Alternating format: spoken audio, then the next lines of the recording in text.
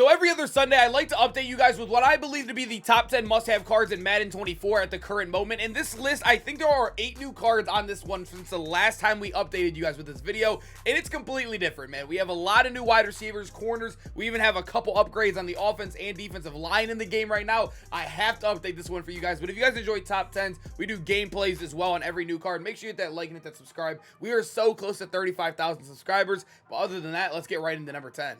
If you are looking for cheap, fast Madden coins to build that God Squad you always wanted, head over to my sponsor, EasyMut, and use code CHEW for 5% off your order. The link is in the description. So starting off the video at number 10, we do have Vick, and the only reason why he's at number 10 is because I don't think he's that much better than the second quarterback or third quarterback, whoever that is for you guys. I personally think it's the Blonde Bomber. I like him a lot in the game, but I do think Vick fits the meta a little bit more. You can scramble with him. He also gets that slinger run release and also gets gunslinger in his card while maintaining good stats. You do have a 90 throw under pressure, 90 throw power. Like I said, very fast, so you could scramble with him. Not much to say with Vick. He was actually number 1 on our last time, or the last time we did this video, 2 weeks ago. He was the number 1 card, but I do think Blonde Bomber has closed the gap a little bit. I've been seeing a lot of Kyler Murray's even being used by the comp players in the game right now. I don't think Vick is by far the best quarterback in the game. Only reason why he's not weighted higher on this list, and he's only sitting here at number 10. Coming in at number 9, the only reason why Payton is not higher, just like Vick, is because of the weight as the running back position. I do think Payton is RB1. I truly do, but I don't think he's that much better than Bo Jackson to where I can move him that much higher. I really think Bo Jackson is still very good in the game. I think DeAndre Swift is still very good in the game, but I do think Payton is the best. That's the only reason why I would include him on this list, but I can't put him in the top 5. I don't think he's an absolute must-have or even a must-upgrade from Bo Jackson. When we take a look at the card, only running back within the game with a base 89 speed. His excel is definitely a little bit lackluster right there, but I have not noticed it at all. He does come with 92 agility to make up with it, and then also the catching, you are hitting a 70 threshold right there. But the one thing that's really good about him, I am looking in the catalog right now, so he does get human joystick. He also does get running back apprentice in the game as well. I can't find it. Where's it at? It's right here. And then also you can run jukebox in a different bucket, so you could realistically stack up your running back, make Payton an absolute god in the game.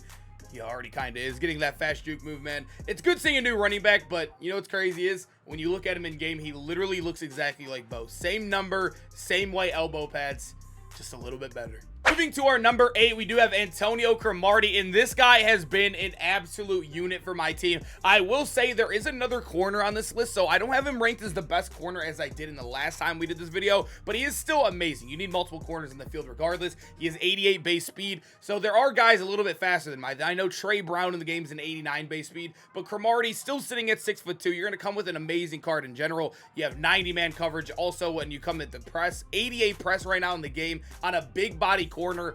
Crow has been an absolute animal. He also does get pick Rs. He gets a couple KOs too. I probably wouldn't use. I think he gets short route as well. Probably wouldn't use that, honestly. Yeah, he does get short route. I mean, Cromartie is just a pick artist guy at the end of the day, and also you're just gonna run man coverage. It's the meta right now in the game. I know the zone's a little lackluster, but he fits perfectly into the current meta in Madden 24. Moving to number 7, we do have Gronkowski in a position where I feel like this is the most ever we've been loaded at tight end, if that makes sense. Darren Waller and also Shannon Sharp are ridiculously good. We have 3 elite tight ends, but when you look at Gronkowski and you compare him to those other 2 guys, he's the only one that has above a 70 run blocking. He's up to an 87 right here. I think the other guys are sitting in the 60s. I think Waller's in the low 60s as well. You have an 87 run block here. You have a 90 medium route running. You're also hitting the short route running too. 87 right there. As you guys know, in all Madden, which MUT Champs is played on now, you only need 85s. You don't need the 90s anymore, so you're hitting that anyways right there in the all Madden. And also the catching is just ridiculous, even hitting a 90 spec catch. And he also is tied for the fastest tight end in the game. The one thing I will say about Gronk that's holding him from being by far the best tight end in the game, he moves like a brick. He always will move like a brick. You guys know after the catch, he can't jurtle. He does that like stupid sidestep thing he has. He can't do the fast juke like the other guys can. It is a negative, but I think I would take the all-around balanced tight end just a little bit over those after the catch. Maybe if it was like a running back or a wide receiver, but tight end, I mean, with Gronk, I'm just throwing the flat truck. Give me a couple yards. I don't really need the craziest jukes and jurtles, you know. So at number 6, we got Country Strong, a center. And you guys know, if you played Madden 23 at all, these AKA offensive linemen are very, very important. Ryan Jensen, I believe, was a 96 overall last year, and he was on my team from the day he came out to the end of Madden 23, the last day of Madden 23. He wasn't a starter, but he moved to the bench, and as you guys know, with the AKA running backs, they do get a chem right here. Or AK running backs, the AK offensive lineman, you know what I meant. They do get a chem. You can upgrade him. I think it costs 1,080 training. I had to do it. It was kind of miserable. But you will get these components to your offensive line and also your quarterback. You're getting +1 strength, +1 throw power, +1 run block power, and also plus pass block power as well. A lot of powers right there. But you are boosting your team. Not only are you getting the best center in the game, but you're also boosting other players on your team. That is a big value. That always will be. I know it's a boring pick, but this card will be on your team forever. It's 100% worth the addition. You'll be having him, even when he grows out, we have like 90, say 91 centers coming on the game. You'll move him to your backup center and you'll sit there and boost your entire team for the rest of the year. And at number 5, I have what I believe to be the best corner in the game, and another guy with 88 speed. So comparing to Cromartie, you are losing 1 inch in height, keeping the same speed. But the reason why I value him so much higher, he has 90 man and 90 zone coverage. You are getting a little bit better play rec as well, maintaining similar press.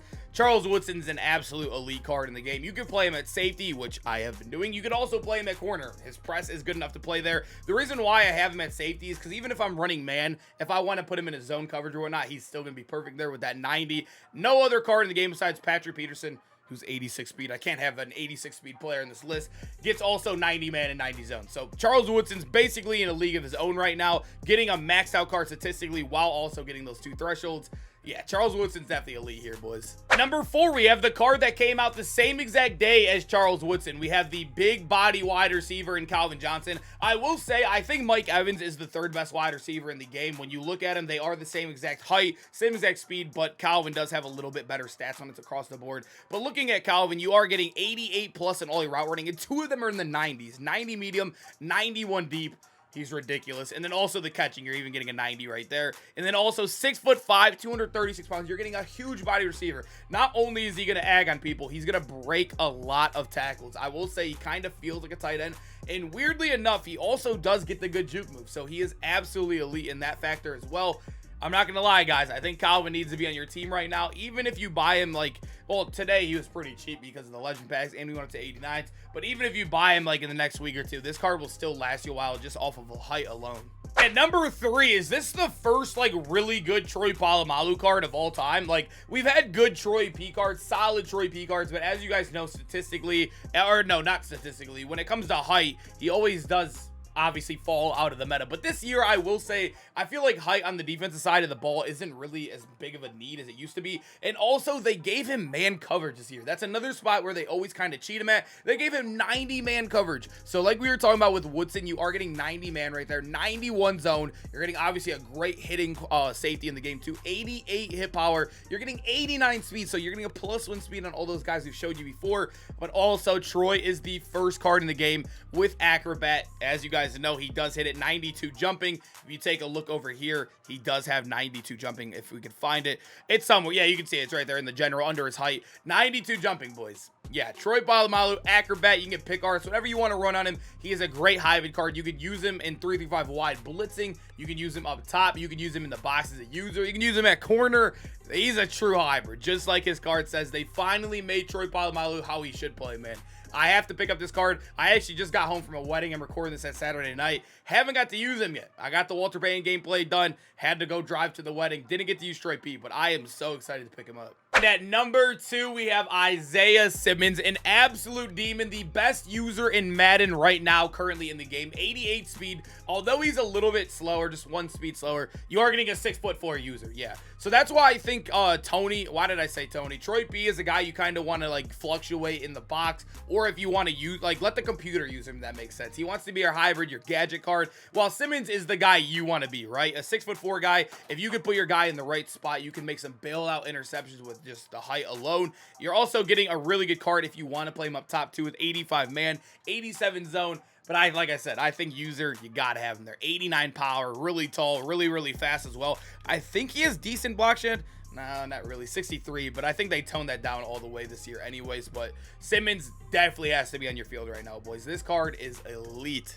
And at number 1, I believe everybody in the game should have a form of Tyreek on your team. I know a lot of people, I was watching a little bit of the tournaments today while I was driving, and I seen a lot of people using Tyreek Hill on a theme team. People are building theme teams just off this card alone. The Dolphins theme team is awful. They only have Jalen Ramsey and Tyreek Hill, but people are doing it because how broken this card is. I built a Chiefs theme team because of him. If you guys can get a guy that's already the fastest card in the game, nobody else in the game is 90 speed besides him, and you can put +1 on him, it could bail you out in so many situations. And they also gave him a good route running card, 85+ in all the route running, like I said, in all Madden, which all you guys are playing MUT champs regardless anyways. You're gonna hit all those thresholds. I will say the catching obviously stinks, but when are you ever throwing a high ball catch and traffic ball to Tyreek? When are you going to ever need spec catch? He's a guy that you're going to try to create open space with, or even throw the bombs where he's going to be open anyways because of the speed. You don't got to worry about those. Those are definitely an overreaction. That's like worrying about like a trucking stat on like a Christian McCaffrey card. You know what I mean? You don't look at that, especially in a game like this. Tyreek Hill's a perfect card, man. He should be on every Madden team right now in the game. All right, boys. Hope you guys enjoyed the video. Make sure to comment down below how many cards do you have off this top 10 and which cards got snubbed, who's too high, who's too low. I love reading the comments on them, and I hope you guys have a good football Sunday, and I hope to see you guys in the next one. Peace out, boys.